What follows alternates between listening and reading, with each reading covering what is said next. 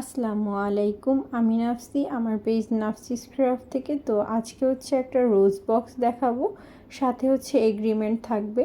এটা এক আপু অর্ডার করছেন তার বেস্ট ফ্রেন্ডের জন্য। আসলে ফ্রেন্ড এবং বন্ধুত্ব জিনিসটাই আসলে অন্যরকম। সব সম্পর্কগুলো নষ্ট হয়ে গেলেও আপনি চাইলে বন্ধুত্ব আজীবন রাখতে পারবেন। তো সেই আজীবন ফ্রেন্ডশিপটা ধরে রাখার জন্য আমাদের এই এগ্রিমেন্টটা। এখানে হচ্ছে আপনি আপনার বেস্ট ফ্রেন্ডের সাথে কি চান না, তার কিভাবে খেয়াল রাখবেন, এই সব কথা উল্লেখ করা থাকে। দেন হচ্ছে নিচে সাইন করারও একটা অপশন থাকে।